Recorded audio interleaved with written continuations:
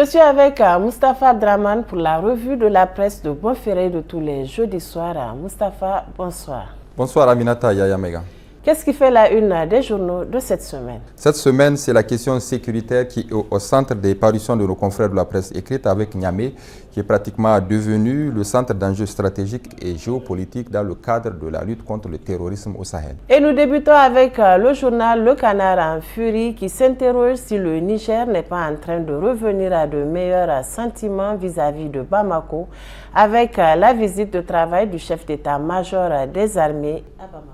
Effectivement, Aminata, après l'intense campagne de dénigrement systématique menée par Niamey contre la junte du colonel Goïta et l'armée malienne, nul n'aurait cru que le président de la République, Bazoum Mohamed, pouvait un jour dépêcher son chef d'état-major des armées à Bamako pour prendre langue avec la hiérarchie des FAMA en vue d'un réchauffement de la coopération militaire entre les deux pays, écrit le journal Le Canard en furie de cette semaine, car c'est bien cela que le général Modi est allé faire au Mali, même si c'est avec la casquette du CEMOC aussi.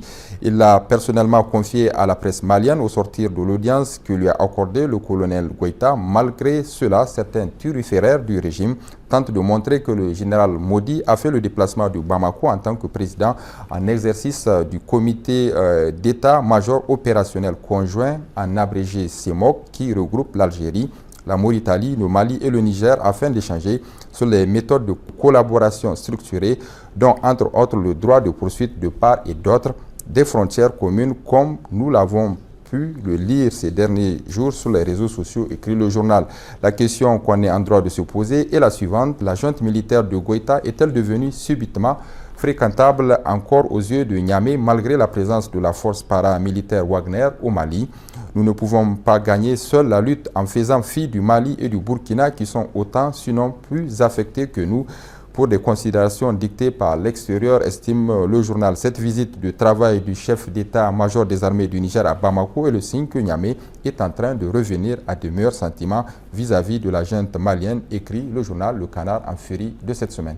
Le journal Le Monde d'aujourd'hui nous apprend que le Niger est au cœur de balai militaro-diplomatique avec l'arrivée d'une délégation militaire française de haut niveau dans le pays. Comme s'il fallait s'y attendre juste après la visite de la délégation militaire nigérienne reçue par le président de la transition malienne, Assimi Goïta, la France s'est précipitée à envoyer à Niamey une délégation militaire conduite par le chef d'état-major des armées françaises qui, après avoir rencontré le président de la République, Bazoum Mohamed, est allé en compagnie du chef d'état-major des armées du Niger en visite dans une zone très affectée par l'insécurité, le département de Oualam, écrit le journal Le Monde d'aujourd'hui de cette semaine. Par cette visite, bien d'observateurs se demandent pourquoi tant d'intérêt aujourd'hui de la France pour le Niger. Par les discours entendus de la hiérarchie militaire française arrivée à Niamey, on peut lire une parole neuve qui traduit une réelle volonté chez les Français de combattre aux côtés des Nigériens la menace terroriste, même si la plupart de nos concitoyens en doutent encore. Par certaines indiscrétions, l'on apprenait aussi que ce sont les forces de défense nigériennes, les FDS, qui se plaindraient à leur tour après tant de revers subis. Malgré la présence de militaires étrangers dans notre pays. Dans la même période, l'on apprend qu'Anthony Blinken, le secrétaire d'État américain, débarquera à son tour au Niger le 14 mars 2023, c'est-à-dire aujourd'hui, pour rencontrer le président Bazoum Mohamed pour une consultation d'urgence. Au-delà des préoccupations sécuritaires, les États-Unis peuvent-ils avoir d'autres urgences à débattre avec les autorités nigériennes, s'interroge le journal. Peuvent-elles s'intéresser par exemple à l'état de la démocratie, des libertés publiques, du trafic de drogue et d'armes dans le pays? Le Niger ne doit pas céder à l'offensive de charme de partenaires qui n'ont pas pu convaincre. Il a à gagner plus avec une étroite collaboration avec ses voisins qu'avec des partenaires qui ont plus d'autres agendas cachés derrière leur engagement aux côtés d'armées sahéliennes durement éprouvées, conclut le journal Le Monde aujourd'hui.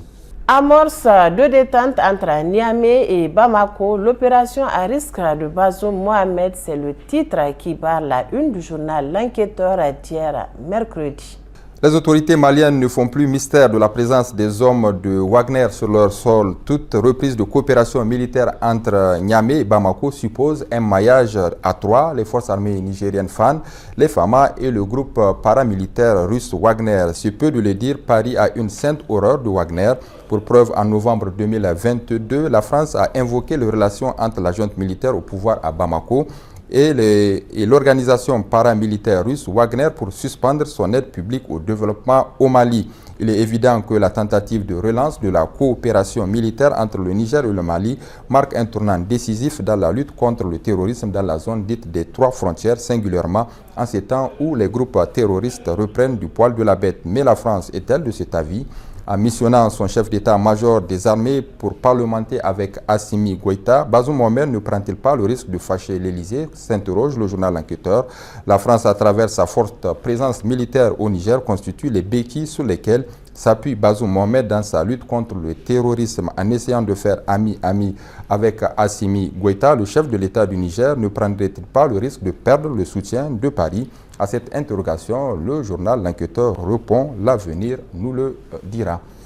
Et avant de nous quitter, Aminata, je le disais en début de chronique, pratiquement tous les journaux de cette semaine ont parlé de cette situation sécuritaire, mais aussi du déplacement du président de la République en République sœur et amie du Bénin. On découvre ensemble les titres des journaux. L'actualité numéro 698 du 12 mars 2023 qui a titré « Diplomatie et lutte contre le terrorisme, Bazoum chez Patrice Talon ». Et le journal Le Nouveau Républicain numéro 468 du 16 mars 2023 a titré pour sa part « Voyage présidentiel Niger-Bénin, que l'exemple de Talon inspire Bazoum ».